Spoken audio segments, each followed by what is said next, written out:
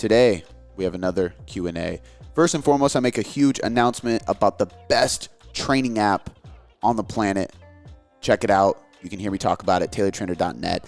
I'm super excited about this. So we talk a little bit about that. We talk about Mat Fraser retiring from CrossFit, which is some big news for that sport. And then we get into a whole bunch of questions around fat loss and nutrition, really. We talk really heavily on fat loss and nutrition, and I dive really deep in each question. We actually answered less questions in this podcast than we have in a while because I tend to rant on each one for a solid amount of time. So you're going to get a lot of info per question. And we also talk about the big visions we have for the Tailored Coaching Method company, which I think you'll be interested in. So as always, guys, if you like this podcast, do me a huge favor. Make sure you are subscribed. Make sure that you click the little red bell so you can get notified every time we drop a new episode. And if these episodes are too long for you and you just want the bite-sized nuggets to give you the meat and potatoes and the good info and quality content, head over to the Tailored Life Podcast Clips channel, which is linked in the description of this video right here, so that you can see all of the clips that we handpick from each episode uploaded to you specifically. So without any further ado,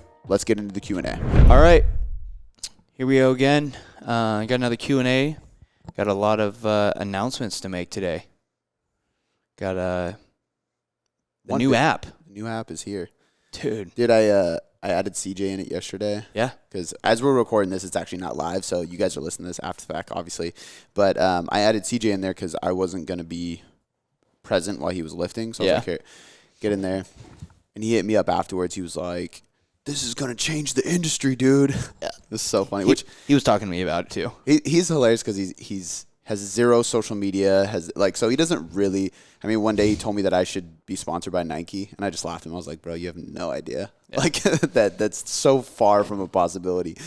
Well, I don't know about that, but I mean, whatever. But that one potential sponsor, I'm not going to say any names. I was pretty shocked by that one because they sponsor some big names, big podcasts. Newer one. Yeah. But I was so hyped to get in and use it yesterday because yesterday was the first day I actually used the app, and it was like, dude, just such a game changer. Like, it's just so. I don't want to make it sound like the last part, like the membership sucked, but like I'm using this app and I'm like, oh my god, this is so much cleaner, smoother. It's our app, so it's just better all around. But we've been running the Tailored Trainer for 2-ish years. That's a long time for me to gather like enough data about what people love and what people don't, what questions people ask. The amount of questions that people will not have to ask anymore because we built a system around it, so it's just done for you and the answer's there. Insane. Yeah. You know what I mean? So or at least less likely. Less likely, 100%. Yeah. And one of the biggest ones in the group is like, I don't have a leg extension. What should I do instead of that? I don't have a leg press. What should I do instead of that? I don't have cables. What should I do instead of that? I'm working out at my home gym, right? And I don't have a rack, so I can't back squat. What should I do for that? And now you can plug in substitutions. So like yesterday, for example, I was running a program. We don't have a T-bar row machine here where you like stand on it, put your chest on a pad, and then you like unrack it and row. I really want one. They're sick. But so I like clicked substitution, and my whole program every week just goes, and it just switched to a landmine T-bar row. So now, like, I never have to go every single week, like, okay, I'm not supposed to do that because I don't have that machine. What was I doing again last week? Or what did I ask Cody 3 weeks ago on how to switch it? You know what I mean? It's totally. Once you do it once, which you don't even have to ask me. I already plugged it in. Yeah. I mean, I'm sure there's going to be the time where somebody's like, I have the equipment, but I can't do that movement because I have this tweak. Perfect. That's what the group's for. Yeah. That's what we talk for. But for the most part, for basic ones, it's all done for you. Yeah. Being able to track your weights, so much easier than True Coach. And nothing against True Coach. Love True Coach. True Coach is dope. But one of the issues we ran into is all you can really do is comment on each exercise. Yeah. Which is a weird feature for a training program to have. I understand like you can comment and the coach can comment back if they want to give you feedback. But if I do a barbell RDL for 8 reps at an RPE of 8, and I comment that I did 205 pounds, next week or in 2 months, because that exercise that comment history is saved, right? So you're like, oh yeah, I can just go back and see what I did last time. But now I'm doing 3 sets of 6 with a 5-second negative, and I'm stronger because it's 3 months later. well, I did this for 8 without a negative. What would it be for there's no translation. You know what I mean? It's just like a weird comment that's in the background. Or if you add any type of variation, it completely really changes the progressive overload. But this one saves everything way more specifically. And I added even like percentage metrics. So like blank percentage of your 1 rep max and stuff like that, like on certain lifts. But dude, it's just so sick. Yeah. It's so dope. Super clean. I like it. It was also cool too because like I basically, what I did too is over the last 2 years, I've noticed, I mean, if you go into our True Coach count, there's like at least 30 programs. We've built a lot of programs in there. And I can see how many people are in each program, and I can see how many people have done what programs. So I know, like, okay, realistically, these 8 are the ones that people love and always do. Yep. So I took those 8 and I moved them over to the new system, but I have to recreate everything. And as you know, like, we talk about this shit all the time. Training and nutrition changes and evolves so much. For sure. So there's so many things that I'm like, oh, that's cool, but I would do this now, or I would tweak this, or I've gotten enough feedback when people do that program that I remember them having an issue with this one or whatever it may be. And so I'm able to basically revamp every program. So by tomorrow, I'm almost done with the last program as we're recording this, and it launches next Monday as we're recording this. So for you listener, today is the Friday, the probably 20th or 21st or something like that. Yeah. Maybe the 19th. I don't know. But it's Friday. This is the last day because we opened it up to actually, we'll keep it open for the weekend just in case you're listening to this on Saturday or Sunday. But basically, we launched on Monday the 15th, and we'll keep it open until Sunday. You get a 7-day free trial. So if you sign up right now, there's a link in the description of this, or you can head over to taylortrainer.net. Yep. Because we have that now. Yep. And when you sign up, it's going to automatically give you a 7-day free trial. So you can try it out for 7 days, make sure it's as dope as we say it is, because it is, and I'm confident that you'll like it. So there's only a 1-week period where you can get the 7-day free trial? Yep. Oh. That's kind of like our promo right now. Oh, okay. Because, I mean, full transparency, there's no way we can discount this anymore. Yeah. We're basically making it as cheap as humanly possible. Yeah. Which to cover the cost. To cover the cost, basically. It's $27 a month, which is less than $1 a day. And I like, I was thinking about this. Dude, I was in a membership site when I was 19. I mean, like, way back. And I can remember the exact membership site I was in because I was in multiple. But I remember the one I was in, and I'm being like, someday I'm going to create this. Yeah. And it was $19.99 a month, I think. And that it was Jason Ferrugia's Renegade Inner Circle. I want to say it was $19.99 a month, but it was really cheap. Yeah. But back then they didn't have any software. It was basically like a forum, and then like printed out a PDF. Exactly. Yeah. You know what I mean? There's no progressions, there's no guidance, there's no nothing. Which nothing against him or what they did. It's just they didn't have that back That's then. what was available. That was 10 years ago. Yeah. You know what I mean? Like, so the internet had only been around for 10 years at that point. Which is fucking crazy. The internet's been around for like, probably 25 years now. I was going to say at least 30. No, it was 95. No. I think. The internet was 80s, was it? No. Probably like 91, 92, 93. Even like that. Even it's like 1990. Yeah. 30 years. That's nuts. That's it's crazy. Not that long ago. It's not. But I remember going through that, and it changed a lot for me because it was affordable. I was working at Rite Aid at the time. It's like, I can afford this. I can get good training. I'm learning from people in the forum. I would just go in the forum and just look at people, like meatheads around the world's, like their conversation, and just learn from them. And I was like, man, someday I'm gonna make something like that. And so we did. But now being able to make it even more affordable and just better access, like everything inside is so much better. Yeah, I'm pretty stoked about. So putting the final touches on it probably tonight, honestly. But we have a 6-day program that is a push-pull-leg split. This is the program I personally used when I put on like 16 pounds last year of muscle. There's some fat in there too. Which program? It's called high volume hypertrophy. Sick. So if you're an advanced lifter and you really want to break through muscle growth plateaus, or you're just stuck at a certain point, this is the perfect program because it is a lot of volume. That's why I say it's for an advanced individual. But if anybody ever comes to me and they're like, I need to build as much muscle as possible, or I want to like build as much muscle as possible while not having to eat a shit ton of food and get fat, this is the program without a doubt. There is a power building program. This is the one I'm doing, so you can literally do it with me. And there's a male and a female version, and that's a 4-day-a-week plan, upper lower split, bit of a combo of a little bit of strength and then hypertrophy as well. So it's like powerlifting and bodybuilding together, and it's literally called power building. There is two strength and conditioning programs. Those are going to be, there's a male and a female, 4 days a week, much more strength focused. Strength and conditioning. It's just classic like athlete programming. Upper lower split. There's a male and female version. Those are called strength and conditioning. There is a called Full Body Blast. It's a 3-day full body program. That one actually is pretty brutal, even though it's just 3 days. But if you only have 3 days to get in the gym, it's perfect. There's an at-home called Home Base. I was trying to name them cool things. This one's 5 days a week. All you need is bands and body weight, so you can do it at home. There's the Garage Grinder, which is a 4-day upper lower split.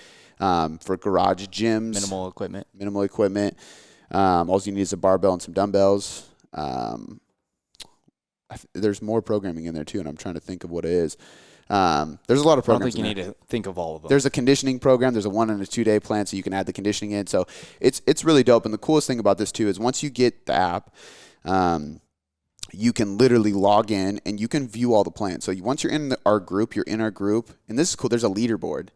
So I don't know exactly how this is going to pan out, but I'm excited about this because if there's a bunch of people, especially when we get a lot of people in there, if there's a bunch of people putting in their progressions and they want to be a part of the leaderboard, we can say like, let's have a deadlift challenge. Yeah. You know what I mean? We can put it in the app and people can. That'd be sick. So dope. And now we have this leaderboard of like where people's scores are. I'm trying to figure out if there's a way to like differentiate it by weight class. Yeah, for sure. You know what I mean? That way it's not like I'm sure we can. A 200-pounder going up against a 150-pounder. Yeah. You know, make it relative to weight. But there's that. There's a community chat. There's just so much cool stuff in there, dude. Like, I'm stoked about that. That's dope. But yeah, it's fucking sick. Yep. Yesterday's session was brutal too. I was pumped about that. But like I said, last day for the free trial, 7-day free trial. You can sign up at taylortrainer.net. It'll be this Sunday. That'll be this Sunday. It'll be over, so make sure you jump on that. And yeah, if you have any questions, obviously hit me up, Cody@coachingmethod.com. Dope. Yep. I'm excited, man. It's going to be huge. Yeah, I'm pumped. I think that's the only announcement, though. Okay. That is the only announcement. I thought you had one more, but I can't remember. That's all good. I feel like I did too, but if it pops up, it pops up. Did the Legion giveaway. Shout out to Natasha. Your supplements are at your house by now. That was cool. Yeah. Did a Legion giveaway. I was like texting her back and forth. What are your goals? What are you taking? How are you training? Like how long you like? And it was just like, all right, here's what you need to take. Like not that supplements are like gonna create success, but they definitely supplement it and add to it. But that was dope. We're gonna do a giveaway every Monday. Every Monday. That'd be a lot of money. First Monday. First Monday of every month. So make sure you're paying attention to my Instagram. The first Monday of every single month. Last time was Legion. Next time will be something different. And it's not always going to be people I'm affiliated with or partners with where I get deals on. It's going to be just different things that I think are valuable, really. Which really I didn't even get any help on the Legion one. I just did that because I was like, this is dope because I didn't want to sacrifice my monthly box supplements for it. Let's keep the other ideas private for right now. Yeah, we'll launch them when we can. Keep a lookout. Yep. All right, cool, man. We got a Q&A today. Let's start it off. We got a good question here coming. First one comes from T_healer. Says, Cody, curious what your take on a gradual cut phase versus cutting straight to your bottom line macros is. I almost always gradually cut down and gradually reversed, which I've been really successful with. Your take in your content has been to be in the reverse maintenance phase 2 times as long as you are in the cut. It takes me about 3 months to get to my final cut, and I stay there for about 2 or 3 months, or until I'm ready to gradually go back to maintenance. With your take, I've been in maintenance much longer, which I don't want to be based on when I like my body cut. What are your thoughts? I do believe that you should be at maintenance 2 times as long as your deficit, but it ultimately depends how long the deficit was, because even for myself, for example, so I spent a year bulking, definitely twice as long as I spent cutting last time. But this recent cut, which I'm taking a pause on, was 5 or 6 months. I'll probably take 2 to 3 months off. I'm not trying to gain weight right now. I'm just going to maintain, bring my calories up a little bit, maintain this weight that I'm at right now, which is about 175, drop down from 184. My weight fluctuates, so almost 10 pounds lost. After about 3 months, I'll pick it back up, right? And probably go for another 5 or 6 months. But that's half the time that I spend the deficit. So there is times where it makes sense or that you don't need to stay into maintenance for Yeah. twice as long. But if you look at the big picture, 5 to 6 months of a cut, 2 to 3 months of maintenance, 5 to 6 more months of a cut, then I'm going to stay out of a cut for another year, which is twice as long. Yeah. Right. So it kind of depends on, and that's a really slow gradual cut. If you do an aggressive cut or you get extremely lean, that's where I think you need to stay at about 2 times as long at maintenance. And that's where it's like either A, you're dropping weight super quick and you're, again, aggressively getting after it, or you just get so fucking lean. Like you get stage lean. If you're a bodybuilding competitor, you get on stage that lean, yeah, you need to spend at least twice as long in your off season, right? But I think it's kind of funny what she said here, because she said that she cuts for about 3 months to get to where she likes to be, then she maintains that for about 2 to 3 months. And I chopped the question up a little bit, so I don't know if we left this part in, but when she's at maintenance, she wasn't gaining any weight. She maintained what she cut down to, but she wants to cut again. So that's where it gets kind of confusing, because she could just be holding a little water. She said that she hasn't gained any weight, but she sees like fat accumulation. Could be in your mind. If you didn't gain any weight, it's likely that you literally didn't gain any body fat. You know what I mean? So I don't know. It's hard to say. I think if I'm just basing this question off of do I like aggressive or slow cuts better, usually slow cuts. I think most research shows that slow cuts are less harmful to your metabolism, and your hormones, and your muscle tissue, and your performance in the gym, your neurological system, psychology. Like it's like a diet is a grinding process. So Sure. if you go slow and gradual, let's say you cut for 6 months or 8 months, whatever it may be, 75% of that cut's going to be pretty easy. You're not going to see drops in performance. You're not going to have brain fog. You're not going to be irritable or have crazy cravings.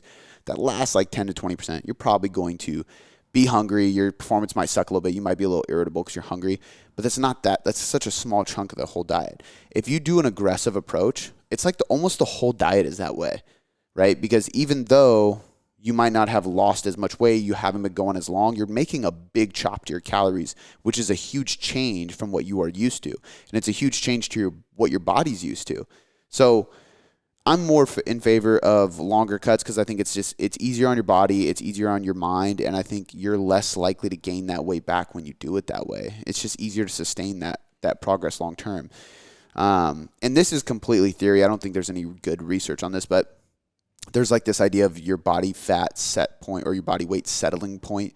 And this is where your weight, it's like a thermostat, right? So if for me, actually 175 where I'm at right now is a good weight for me. If I set my thermostat in the house to 175, right? It gets hotter, it comes back down to 175. Yeah. It gets colder at night, it brings it back up. It turns the heat on or the AC on to balance it out. Your weight's kind of the same way. Your metabolism regulates it the same way. You can gain a little bit of weight, but if all things are equal and all things are normal and you're kind of living your day-to-day life like you normally do, your weight's probably going to come right back down to that weight.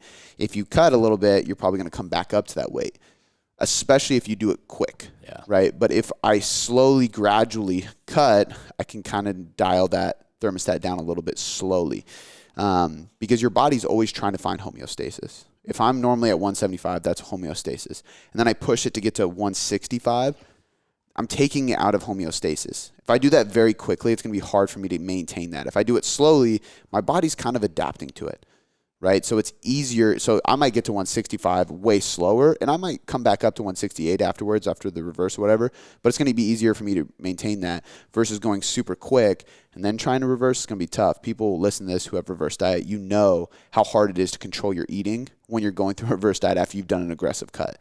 It's just hard. It's why bodybuilders and bikini athletes are notorious for binge eating after shows. Yeah. I did it. It's hard because you've been restricting yourself so severely. It's hard not to. Yeah. Yeah. Or to be disciplined. So most of the time I would choose a slow and steady approach. There are times where, which is ironic. This is what I'm about to say is kind of ironic. And most people wouldn't assume this, because usually you would think everything I just said, based on everything I just said, usually somebody who has any hormonal or metabolic issue or dysfunction would be the last person I go aggressive with, because it's harder on the body. However, there's many times where those are the exact people I do get more aggressive with, because whatever metabolic dysfunction they have is making it harder to lose weight. For sure. So I have to go pretty low with calories. Now, here's this situation. This is a rare situation. It might be hers, it might not be. If I go slow with this person and I'm just chopping calories down, I know because of her thyroid dysfunction, metabolic dysfunction, whatever it is, realistically, I got to get her calories down pretty damn low in order for her to actually lose weight. And if I try to just inch it down, I'm just spending a long time until I get to that point where that's low enough to get her to lose weight, right? Which is just a long time of frustration, because we start at 2,000 calories, then we go 1,900, nothing happens. 1,800, nothing happens. 1,700, nothing happens. 1,400, finally something happens. But let's say it took me 6 weeks to get there because I drop 100 calories a week. Yeah. Fuck, that's annoying. Yeah. Like, you're just eating less and not seeing any progress. Rather, if I know this person has that issue, I'm going to go week 1 from 2,000 to 1,400. Make that big jump. It's going to be hard, but we're going to spend a week, maybe 2 weeks there. And then I'm going to bring you back up to 2,000 for a week or two. And then I'm going to bring you back down. And I'm going to bring you back up. And it's a cyclical fashion, kind of like the Matador study, which is where they did this intermittent dieting, going back and forth between maintenance and a deficit. And you have to be more aggressive for that to work, because you're spending time at maintenance. But for some people, that's the only way it's going to work. They have this highly adaptive metabolism and a really low threshold or set point of their calories that we have to break through to get them to lose weight. I can think of somebody I have on my roster right now who's super skeptical of this, but we went into a 2-week on, 2-week off diet, and nothing has worked for her in the past, and is working fantastic. We're 6 or 7 weeks in, and she's dropping weight, and when we go back to maintenance, she's not gaining weight. It's perfect, right? For some people, they're like, let's just stay in the deficit because the deficit's working. But the problem is like, we can, but I guarantee in 4 or 5 weeks, that deficit's going to get to you, and you're gonna binge, you're gonna fall off the diet. It's gonna be really hard to stick to it. We're just gonna keep kind of pulsing in the diet. Would you ever go from, like, for instance, for that 2,000 calories to 1,400? Would you ever go from 2,000 to 14? Like you were just saying, they want to stay in that deficit. They don't want to go back up. But would you go from 2,000 to 14, and then 2,000, 14, and then maybe to 19 or 18, and then 14, and then? Only if that 14 drops too. Okay. So there is times like I actually have another client right now that I literally just made this adjustment yesterday, where with her we're doing 2 weeks on, 1 week off. The previous client is 2 weeks on, 2 weeks off. Yeah. She has a higher stress level from a hormonal standpoint, so that's why I'm doing 2 weeks on, 2 weeks off, because I want more time off. This client doesn't have that high stress, but I want to make sure, because we made a lot of progress with a reverse diet and a lean gaining phase over the last year, that she's been keeping weight maintained and bringing calories up higher than they've ever been. Totally. I don't want to lose that progress, so we're still taking that week off every third week. But we just had to drop her. The literal adjustment was 25 grams carbs reduced on her deficit weeks. But because I reduced it on those weeks, I reduced it on the refeed weeks. Gotcha. So I brought her refeeds down, or her diet break weeks down, by 25 grams carbs as well, which is about 100 calories. So, yes, but not unless, and I guess I shouldn't say not unless, because there's always a different situation. There might be a situation where we overshoot the diet break. So, for example, I put somebody in a deficit, and it's like 150 protein, 150 or let's just say calories, 1,500 calories, and then I make it 2,000 calories on their diet break, and they go back to the diet break, and their weight shoots up more than I would expect. Couple pounds, that's fine. It's water retention, carb increase. But let's say they gain 4 or 5 pounds, and then it takes all week in the deficit to finally bring it back down to where they were. There's no way I'm going back up to 2,000. In that case, I would go 1,800, 1,900, you know what I mean? But most of the time I wait till I have to adjust the deficit to adjust that too, because when we're going through a diet and metabolic adaptation is occurring, people forget that the diet break that has the same metabolic adaptation occurring. Like it's still the same body that you're feeding. So if my body adapts to this deficit and I need to drop those calories, well, it's adapted to a lower calorie set point, which means that the diet break I had previously is probably too high now. Yeah. I got to drop that down too. But yeah, I think an aggressive approach works well for some people if they need an aggressive approach to see any progress, but I always recommend taking diet breaks along the way just to manage stress and recovery. Otherwise, I think a slow, steady approach is almost always better. Totally. So, cool. Wow. All right, so the next question comes from K Clay 4. Thoughts on Fraser's retirement and his explanation? Mat Fraser. Oh, I thought they meant some Fraser. Like the show? Yeah. I've actually never watched. Isn't Fraser Seinfeld? No, that's Kramer. Oh, so yeah, I don't know. Frasier was an actual show. Yeah. Yeah, I never watched that show. Okay. Mat Fraser. Yeah. Somebody sent me a video of George Costanza, and it's like the Real Slim Shady song. Can the Real Slim Shady? And it's like a bunch of clips from Seinfeld of George standing up and like posing or like talking to people. It is so funny. I was cracking up. She's like, I'm probably your only fellow Seinfeld fan that watches the show, so I had to send you this. And I was like, I fucking hope not. I hope there's more than just you. Yeah. But I was shocked by Mat Fraser's. I mean, after I sat back and thought about it, I wasn't shocked. I'm not a CrossFitter. Yeah. But I really enjoy following CrossFit because it just amazes me what they do. And as an athlete, I really, really like Mat Fraser. I'm just inspired by him. I think his life is unrealistic, but that's what inspires me, which is weird. Like, his day-to-day life is so revolved around CrossFit. Like, I mean, everything he does, he trains 3 times a day. His wife only cooks for, like, that's all, her whole thing is cooking for him all day, basically, because he eats so damn much. Luckily, she's, like, I mean, based on her Instagram, obviously I don't fucking know her, but she loves to cook. Yeah. She has an Instagram called Feeding the Frasers. Oh, my God. And she just posts all the meals she cooks him. Whoa. Like 500,000 followers. It's a dope Instagram page. But everything he does revolves around winning and being the best at the sport. But so I was kind of bummed out because he's just such a dominant athlete. You know, it's like Michael Jordan retiring. You know, the best basketball player. Well, some people will say LeBron is or whatever. I have no opinion whether I don't know enough to say who's better. But Mat Fraser's good. But he's good. Like, it'd be like LeBron retiring. People would respect it and understand, but they'd be like, fuck, that sucks. Yeah. I love watching LeBron. Yeah. He's the best. Like, Mat Fraser is without a doubt the best. He just, like, part of me actually gets excited that he's leaving because of that, because now it'll open up the playing field a little bit. Because, like, and you don't watch it much, but, dude, he literally just destroys everybody. Like, it's stupid. The last one was just ridiculous. Almost, like, makes it not fun to watch. Yeah. There's Matt.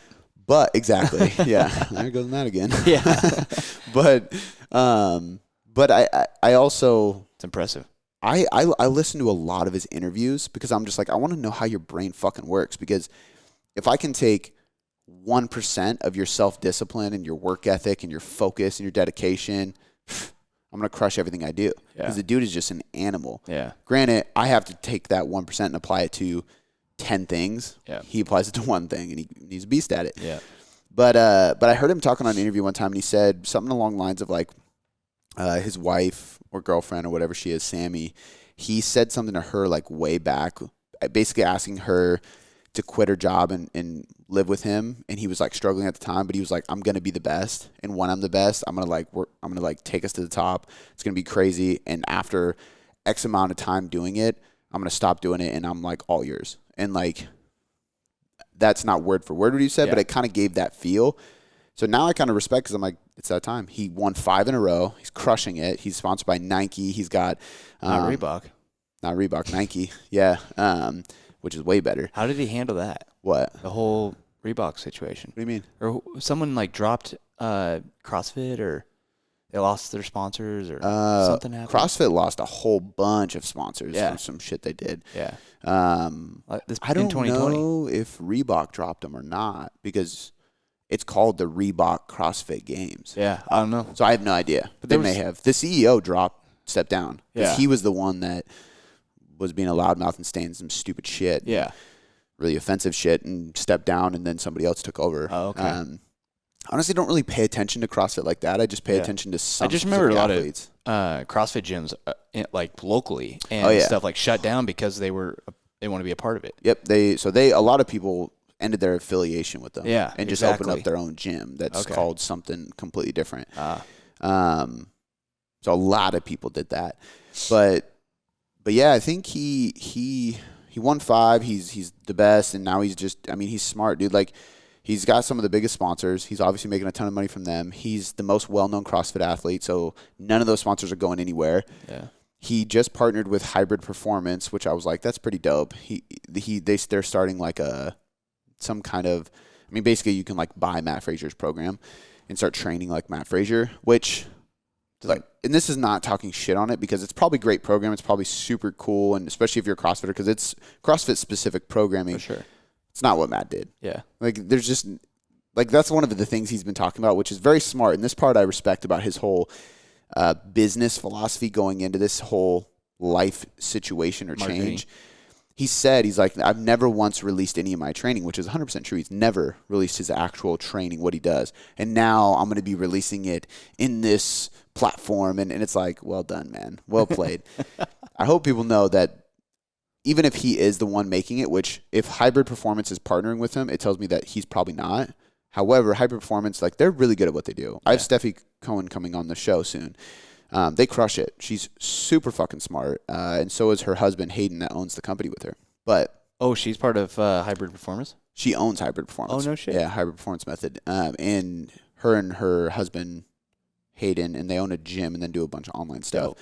And they partnered with Matt. So part of me is like, they're probably making most of the programming. Matt's an athlete. They're coaches. Yeah.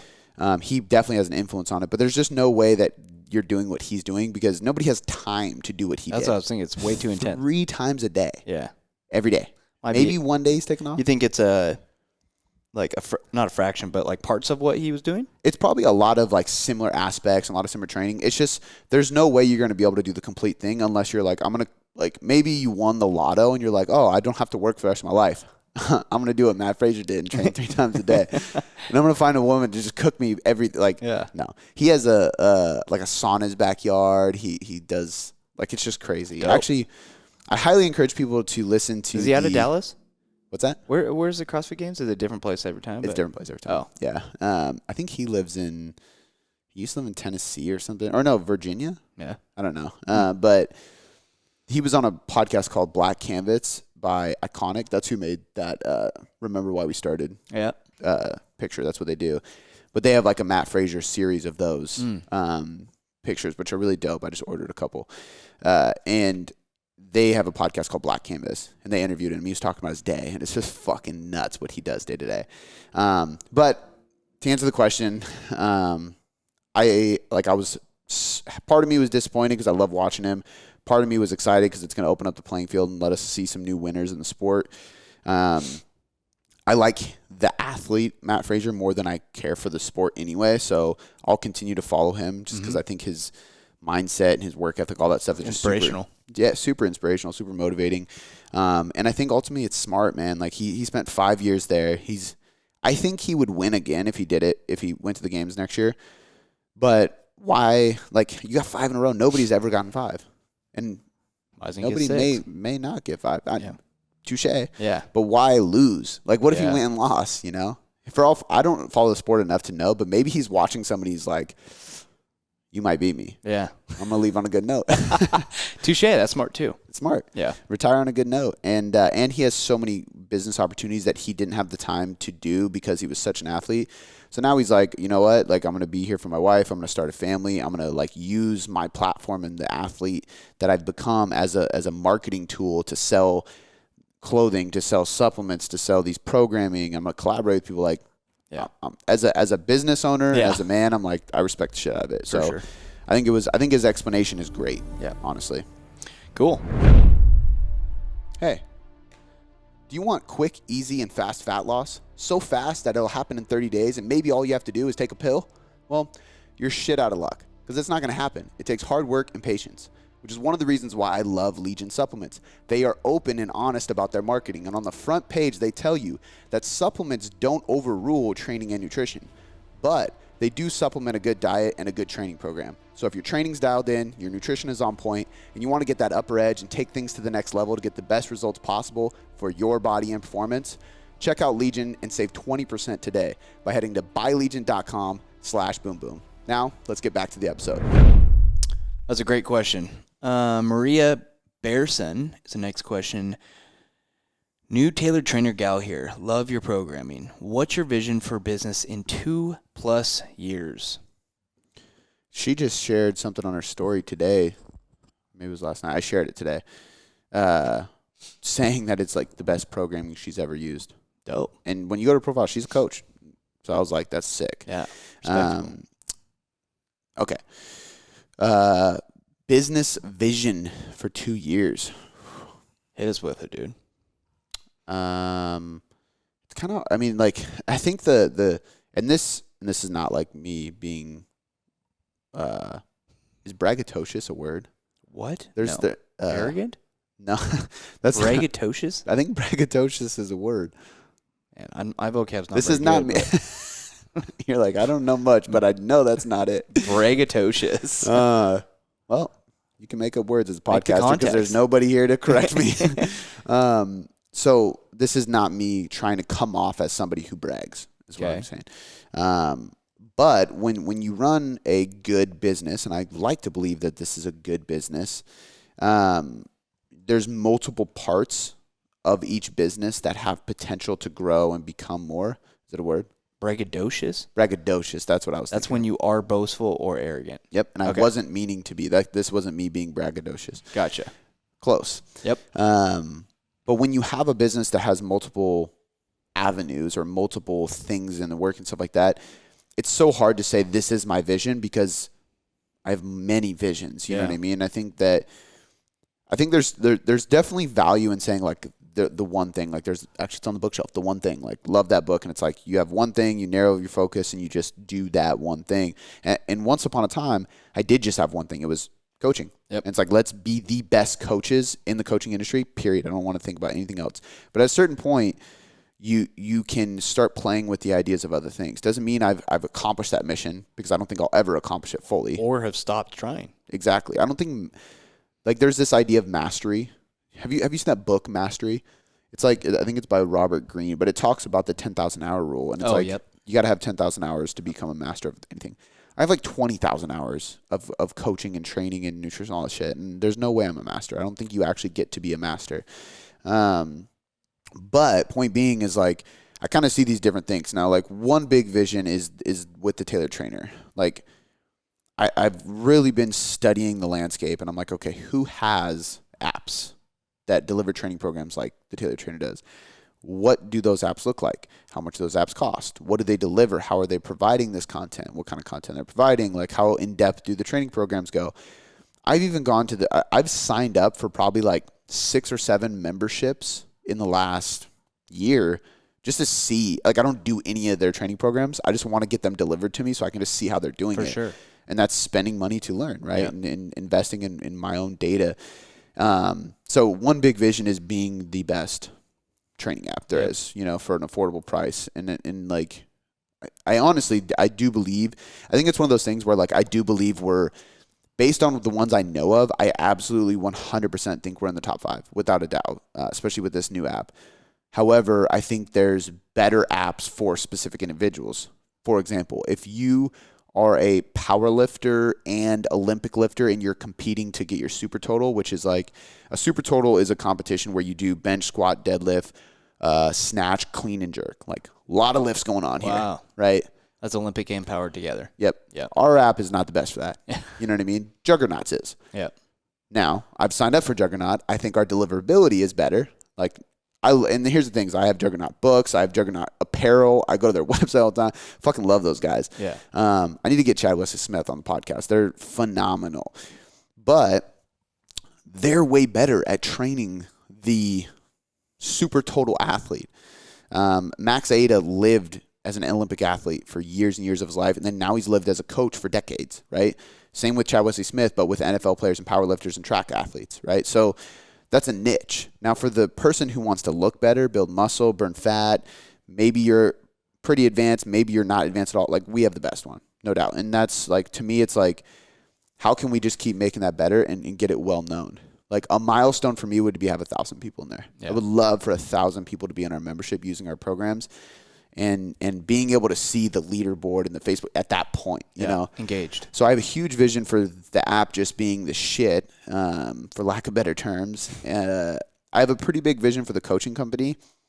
I think that the coaching industry right now, there's kind of like these different, like, we're in a weird space. We're in a weird gap, I would say, because there's people who are massive companies who I highly respect and learn from, that sell a cheaper product to the masses in Gen Pop world, Yeah. right? And I don't mean cheaper as in poor quality. I just mean that they literally cost less. Yes. Right? And usually there's a reason things cost less or more. Specificity, quality, knowledge, engagement, stuff like that, right? Automation. Some people don't need highly specific, like tailored programming, but that's what we do. But like two people I really, really look up to and I follow a lot, Mike Dola, Stronger You, and John Berardi, Precision Nutrition, which John Berardi sold Precision Nutrition, so he doesn't run anymore. But he's still good with the company. He still manages some of the things, at least, unless he recently stopped. But part of him selling the company, he had to sign an agreement for X years to help manage and lead the team to make sure that it went off on the right foot, because that's how much he cared about that company. Both of those companies fucking crush. Yeah. They're huge. Both of them are cheaper than what we do. So that's, but my point with saying is that's a section of the industry, this massive company who sells to the masses for a cheaper price, more Gen Pop, like the everyday people, that's them, right? Then we have people who are like ultra highly specific, which are usually way smaller companies. 3DMJ, for example. 3DMJ I have learned more from than probably any one company in the entire space. So massive credit to Eric Helms, Alberto Nunez, Jeff Alberts, all those guys. Damn. I've learned a ton from them. I've done podcasts with almost all of them. I have done private consultations with them, like when I was like 20, 21, like very, very helpful people, right? But they work with competitive bodybuilders, almost restrictively. Yeah. So very, very specific. I have no idea what their prices are, so I can't really talk on that one. But it's a smaller company. They definitely work with less people than Precision Nutrition and Stronger You, because both of those companies work with thousands and thousands of people per month. Like they're on a whole nother level. Wow. But very Gen Pop, right? These people are very highly specific. We're kind of floating in the middle, right? We have a luxury service. It's not overpriced by any means, but we put a lot of personality and personability and specificity into what we do. We typically work with the advanced Gen Pop person. We have probably about 10 competitors on our roster across the board, which is a fraction of the amount of people we work with. But still, we do work with some competitors. We probably have 20 people who are actively pursuing photo shoots. So pretty close to stage competition, but not quite there yet. And then we have a huge percentage of people who are just trying to feel better, look better, be leaner, be more muscular. But this is where the differentiator is. They're just slightly above Gen Pop. They are everyday people. They don't compete. They don't have degrees and certificates in this stuff necessarily. But they're like really fucking into this stuff. Yeah. They really want to know the science. They're committed. They listen to this podcast and they love when I geek out and stuff like that. So when I look at what we do, and this is a very long-winded answer, but when I look at what we do in this big industry, there's not that many people around us, right? The people around us are usually like Steve Johnson, who is a solo coach. Very generic name. Yeah. Yep. I was trying to make sure I said a name that isn't actually a real person. Probably is, but but they don't have a team. Yeah. They have a full roster. They're killing it. Maybe they're great product. Maybe they work with the same type of people as us, but it's just them. Yep. It's a solo coach. There's not that many companies with teams doing what we do with the people we work with, which is why, number one, in order to build a team, you have to have a really good product and good systems, like not to be braggadocious, but like we know what the fuck we're doing, and that's why we're growing. So I think my vision is dominating that realm, right? We have this realm over here that I learn from constantly because they're so fucking specific and they're extremely knowledgeable. And then we have this world over here that is more general, massive companies who I also learn a lot from on the business perspective, and like from John Berardi, the psychological perspective, because they're so good at habit change and behavior change. But we live in this land in the middle, right? It's a slightly different niche, slightly different person. I want to dominate that world. So my vision... Dominate the middle. My vision is probably, growing the team, so we will have more coaches, and ideally having a coach in every continent, so we're really spread out. We're almost there. I think we need somebody in the Australian time zone, and then we need somebody in the Asian time zone. So basically on those two sides, because we already have Europe, Canada, South America, West Coast, Central, and East Coast. So we're almost there, but I want to be able to cover all continents, so we're basically in every time zone as a team. And obviously, ideally, we're working with 3 to 4 times as many people as we are right now. Yep. And I think the reason I say 3 to 4 times is because that's large and it's making a huge impact, but it's also controllable to where we can keep the quality and the standard of coaching at a very high threshold, right? Because at a certain point you can't unless you have 20, 30, 40 coaches underneath you. And at that point you start to lower price, lower specificity because you can't quality control at that high. I think between 10 to 20 coaches is where you can still maintain that super high quality and that personal relationship. Because as I work with less people individually, I can work with my coaches more individually. And that 10 to 20 range probably sounds good. But I really want to dominate that market, man. I think we can. I think we will. There you go. It's just a matter of time. Yeah. So my vision with coaching is really mastering and understanding this market that we're in and dominating it. Tailored Trainer having 1,000+ people and being like the go-to app for people to get affordable training program design. And my vision for this podcast is the last thing I'll finish with.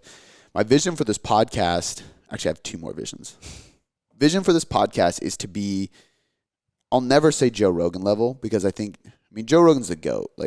Is there anybody else on Joe Rogan? No, there's not. That's my point. He's just on another level. He's the unicorn of podcasting. It's just fucking insane.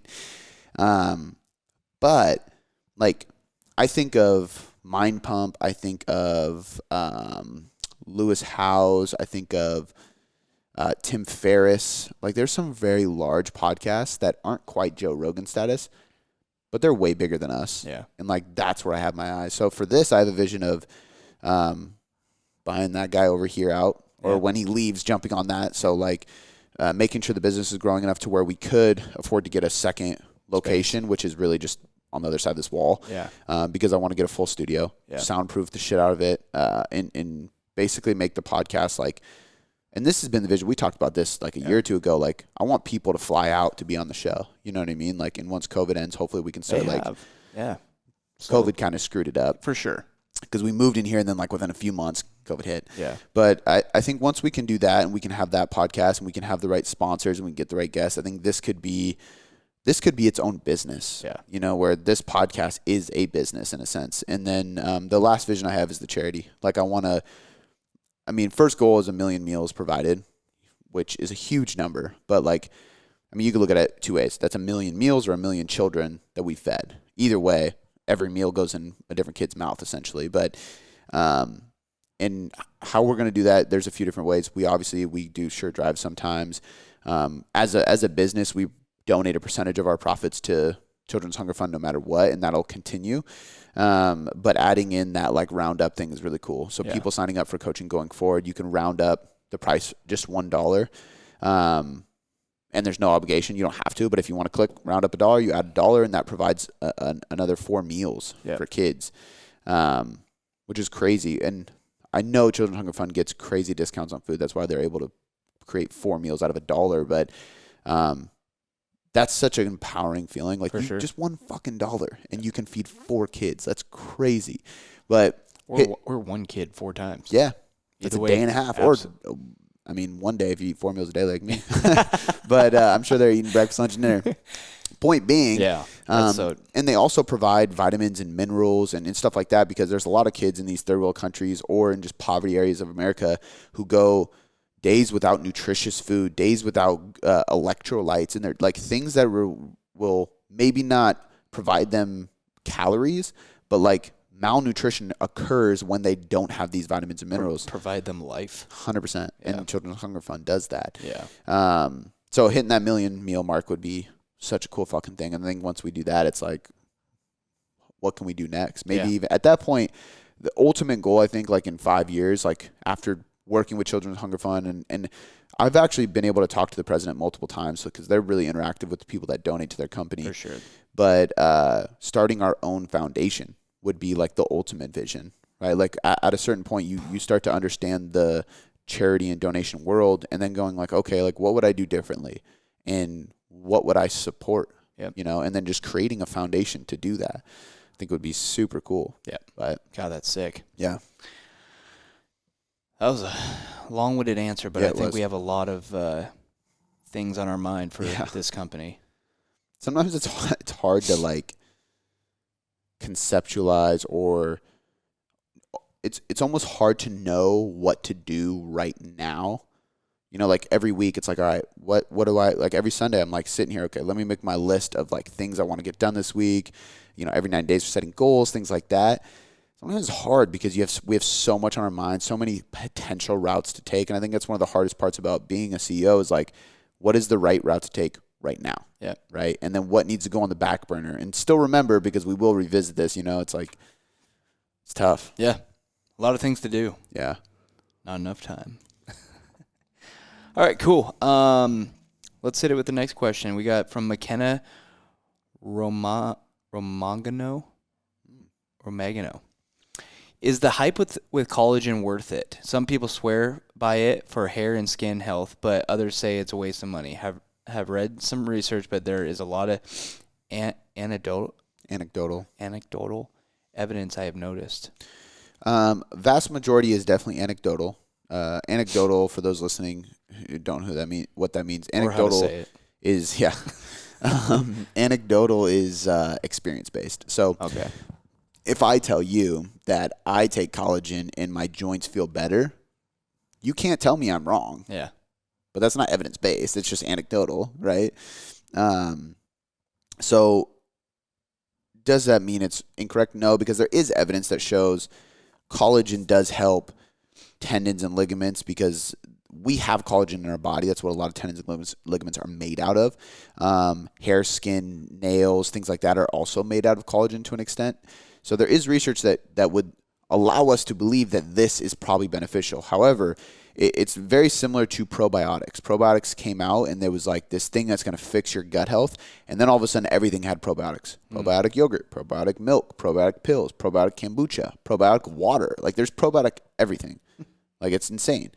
And it's one of those marketing things where it's like, oh, this new thing came to the market. There's a little bit of research on it. Let's fucking sell the shit out of it. And the reason they do that is because research takes years to go through the process, be evaluated, be published, accepted for publication, and then sent out. And you know what I mean? So usually people will jump on it because if they do now, enough research might be out in 5 years that show you like, oh, it's actually not that beneficial. 5 years is a long time to sell shit out of that product. So let's jump on it. Now, all that being said, probiotics aren't useless. There's certain time I give my daughter a probiotic every single day because she does have some gut issues that we have to work with, and our doctor prescribed probiotics. Mm-hmm. I don't need probiotics because I don't have a gut issue. Yeah, you know, and I can take probiotics and I notice zero difference. Doesn't mean they're useless. It just means that, and we had Dr. Gabrielle Fondaro on the podcast, and she said the same thing. Probiotics are helpful if you're a specific individual who needs a specific type of probiotic, but they're not useful when you take a probiotic that generally has a little bit of all the different bacterias and you're just a general person who doesn't really need it. You're just taking because marketing was really good, you know? Yeah, for sure. Collagen's kind of the same way. And coming from somebody who...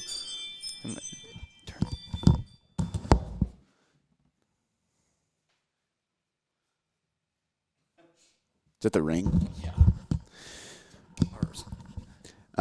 Resume. Coming from somebody who literally drinks collagen every single day. So this is not me talking shit on collagen because I literally buy a tub of Vital Proteins collagen on Amazon and I take it every single day. And Legion puts collagen inside of their joint supplement, which I take every single day. There you go. For joint inflammation and joint pain and stuff like that. And not that I have joint pain, but to me, like I train so much, I want to avoid getting joint pain. So I favor that.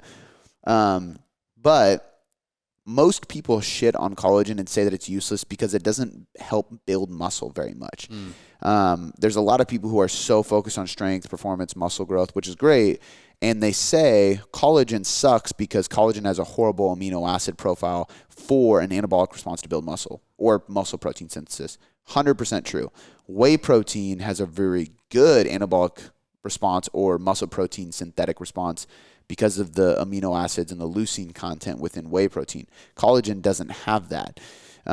So it's not the best thing for building muscle. And I also don't like people using collagen to hit their protein totals because if you love collagen and collagen shakes and you're drinking a whole bunch and that's 25% of your protein intake. Kind of masking it. You're masking it. You're not getting enough quality protein at that point because you're having too much low quality protein. Totally. However, your hair's going to grow really great. Your skin's going to be awesome, and your nails will probably grow really long, which isn't the best thing. But so I think it's just one of those things where it's great depending on what you're after.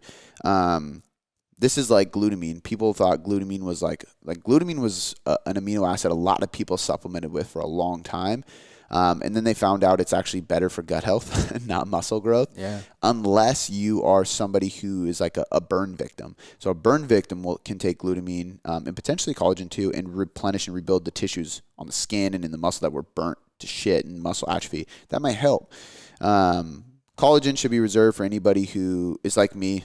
The number one reason I like collagen is because it tastes good in my coffee. It's like a creamer, but it's not like full fat dairy. Totally. You know what I mean? So it's a easier creamer to fit in your diet.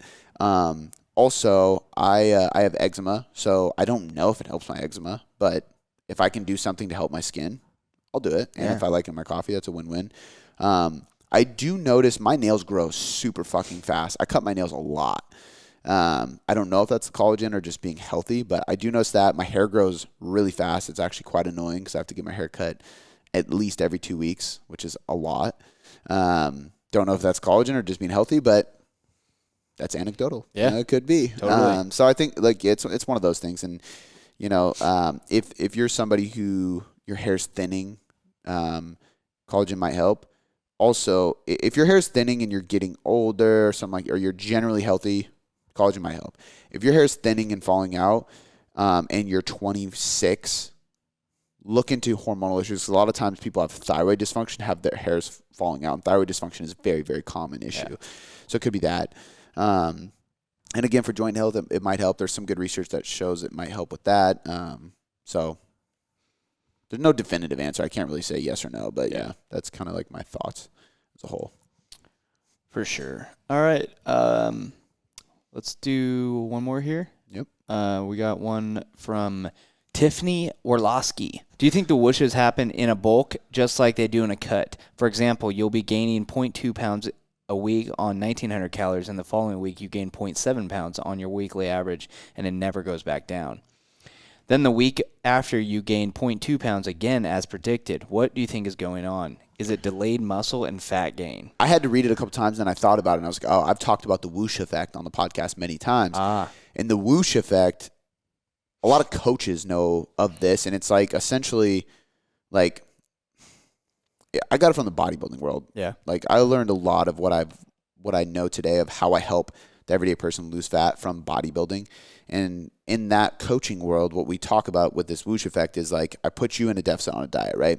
Week 1 goes by, nothing happens. Week 2 goes by, nothing happens. I still don't adjust because I just have a feeling that something's going to happen. Week 3, all of a sudden you drop 3 pounds.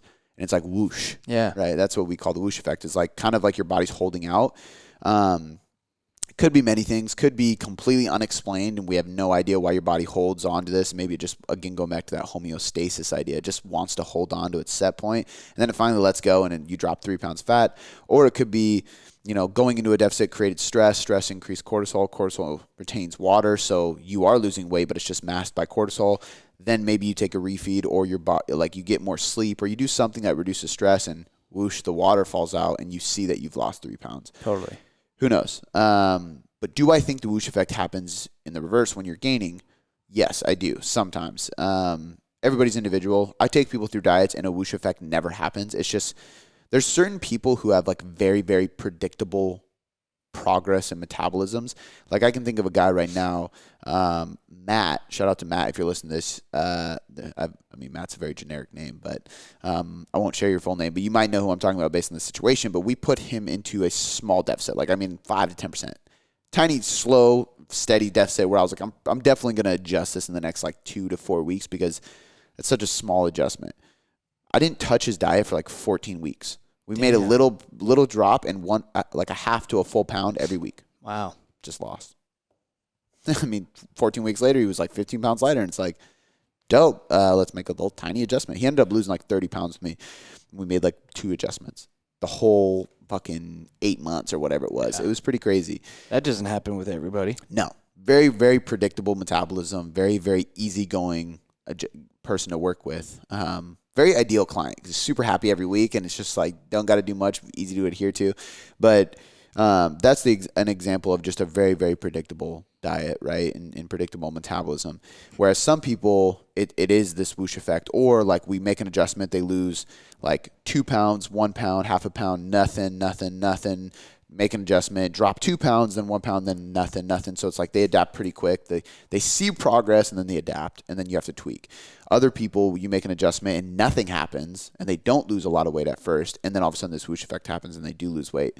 So there's just so many different people, but it happens in the reverse as well. I've had people who are trying to gain muscle mass and weight, and we make an adjustment and they gain like a half a pound a week just consistently, right? Or like a pound, nothing, half a pound, 1 pound, nothing. But by the end of the month, it's almost always 2 pounds a month or whatever, right? And it's like you look back 6 months later and it's very steady. For sure. Some people are not that way. I'm not that way. I always have a big jump right out the gates, and then it slows down. So like when we did the cut, I was dropping 1.5 pound week after week after week. And then after about like 6 weeks, it was like a quarter to a half a pound a week until I got to where I am now. Quarter a pound is barely even noticeable. Like if you don't have a scale that goes like quarter pounds. Yeah. Like, and you see that, Yeah. You're not going to notice. And unless you take your weekly average, you're still not going to notice because you see the fluctuations, you know, which is why it's important to track weight every day and then take your weekly average. But, and then when I gained last year, same exact thing happened. I gained a pound a week for like 7 weeks. Like I gained 7 pounds quick, dude, like between 7 to 10 weeks. But in less than 3 months to gain 7 pounds as an advanced lifter is like really crazy. But then I spent 6 or 7 months gaining like a half a pound a month. Like Good Lord. Just fucking slow. Some months a pound, but like very slow. So whoosh effect, right? Yeah. Huge jump up, and it wasn't like, oh shit, I overshot my calories, I got fat, because I was lean. Like I didn't gain that much weight. Well, 7 pounds. Sorry, I didn't gain that much fat. Okay. Like it was clearly muscle. Okay. Like I'm the first person that will admit, like, and that's hard as a natural person. Like if you add bad weight, if I overshot my calories, I'd be the first person to be like, nope, like I got fat. Yeah. Let me pull my calories back, right? But I was like, no, this is fucking solid. I was kind of amazed by how it was happening. And then it went so slow. I was like, okay, this makes sense. So there's definitely times where the whoosh effect happens. Usually it doesn't seesaw like she's saying. Like it's big jump up, small, big jump up, small. But it can happen. I mean, there's no explanation for it. And I worked with Eric Trexler, who has a PhD. All he does is research specifically metabolism. Like that's his main thing: supplements, muscle building, fat loss. We have Brandon Roberts on our team, which only studies that kind of stuff alongside a lot of performance-based stuff. And they would agree with the same thing. There's no reason we can prove this. Yeah. We have no idea why, but it definitely happens. For sure. Right. And he coached me through that. So he saw it firsthand, and he was just like, yeah, we can't say that's fat. You look great. So let's just keep going. You know what I mean? That's crazy. I think it's unexplainable, but like my theory, and this is what I'll end with, is again, we're going to revisit that whole homeostasis thing. I always kind of have this thought in my head that our body doesn't want change, right? Like people are always like, why is it so hard to lose weight? Why is it so hard to build muscle? Because your body doesn't want to change. Your body's comfortable where it's at. It's used to being where it's at.